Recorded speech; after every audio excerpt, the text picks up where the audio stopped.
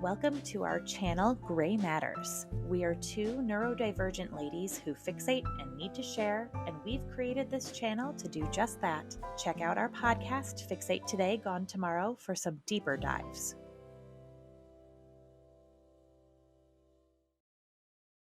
March 10th and 11th, 2024 were explosive days in the ending of Mica Francis's life. Tracing the timeline of these 48 hours, we can see John Paul Miller's erratic behavior increasing rapidly, and the consequences of what happened may have led to the end of Mica's life. Let's talk about what went on that sent JP spiraling. The FBI is allegedly still deeply investigating the events of March 11th. Regardless of what happened between DJ and Mica, how we know for sure JP behaved in reaction to what he believed was going on points us to an escalating fixation on getting Mica back in line. What we don't know is the true purpose of the meeting between Mica and DJ, and if JP was angry about Mica seeing another man, or if he was angry that she held the power to implicate him in large-scale criminal activity.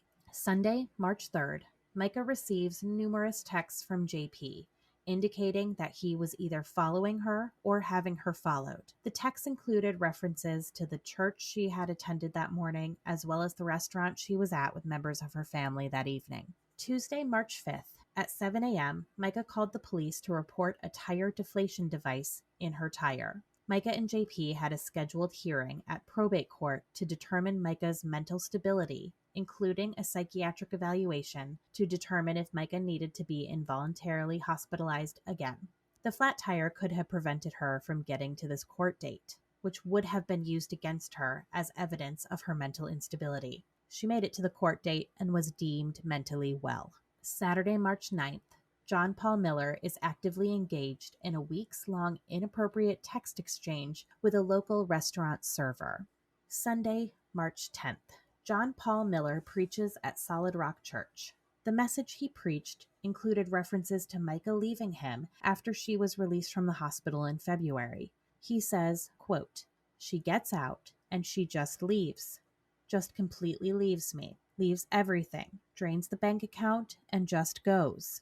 Guess what? While you're talking bad about me out there, I'm building a school in Africa for over 100 kids to be able to be fed."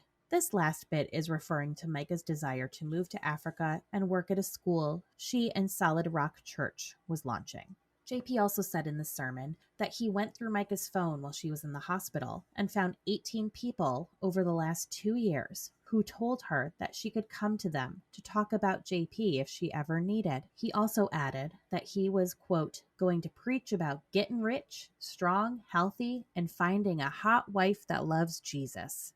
After the service ended, people began reaching out to Mica to tell her what was said about her in that morning's sermon. Sunday, March 10th through Monday, March 11th. Mica is at Spring Maid Pier on the waterfront until around 1:30 a.m. with a man named DJ, who, at the time, was in JP's inner circle. DJ is in his 20s, and JP told him that his hope was to someday leave DJ in charge of Solid Rock Church when JP retired. DJ is the son of Captain Heather Wilson, who was a member of Solid Rock Church, and stepson of Brian Wilson, who was the head of security at the church. It appears JP thought that Mica was having an affair with DJ. JP had been alerted to this meeting between DJ and Mica by a private investigator that he had hired to follow Mica. At 1:30 a.m., Mica contacted Horry County Police to report another tire deflation device that had been used on her car. Her car had also been keyed. She indicates that she suspects her estranged husband had done it, as he had already done this once this week. She told police that she was noticing, quote, "strange activity," and she felt like she was being followed or watched. In the report, the police indicated that there wasn't enough evidence to prove that it was JP who used the device on her car. Mica was calling from her home to report this incident and made sure that the officer knew that the car was solely in her name and should not be considered marital property. Around 2 a.m., JP makes multiple calls to Trisha Ross. When she doesn't answer, he calls Trisha's daughter and demands to speak to Trisha. He asks what kind of car DJ drives. We know now that Trisha knew JP was having Mica followed by a private investigator well before this incident. Monday, March 11th, around noon, Mica called the police once again while she was at a Honda dealership repairing her tire. She told the officer that met her at the dealership that she went to the gas station earlier that day after her first encounter with the police, and JP attempted to talk to her there. She had told him that she wanted him to leave her alone and not to talk to her. He sped off when she took out her phone and began recording. He had just shown up again at the Honda dealership while the police officer was speaking with Mica. The officer told JP that Mica did not want any further contact with him and that if he continued contacting her, warrants would be written up. She indicated to the officer that she was afraid for her life. JP was continuing to contact her with different phone numbers, despite her blocking him each time. After the officer took the report and left, Mica called him again to inform him that the mechanics who were working on her car found another tracking device. Within an hour of her car repair, Mica went to the magistrate's office to get a restraining order taken out on JP. When the officer returned to the dealership to take the tracking device into evidence, JP pulled in. He drove off when he saw the officer. JP will later claim that he just ran into Mica there and he was trying to bring her her mail. He says all of her behavior on this date was caused by her mental illness and being off her medication. He says everything that Mica says he was doing was actually what Mica was doing to him, and it was the delusional state she was in that made her believe he was to blame. On Tuesday, March 12th, JP's request for spousal support is dismissed. On either Tuesday, March 12th or Wednesday, March 13th, there is a call between JP and DJ in which JP grills DJ about what happened between him and Mica. JP says that his private investigator took videos and pictures of the encounter. Yeah, where did you touch her? Just like nowhere below reproach. That's a promise. Well, the person that saw and got the picture said that you touched her chest. I didn't. We kissed, so maybe like her face, neck, but I promise you that nothing below the neck, chest. And she touched you where? Just the same place, like my face. And JP tells DJ that Mica lured him to the beach when she was married to her first husband, and she would do the same thing to DJ. Thursday, March 14th, the Dare to Care theft is reported a second time by Solid Rock Church and JP's right-hand woman, Trisha Ross. JP can be heard in the background of the 911 call.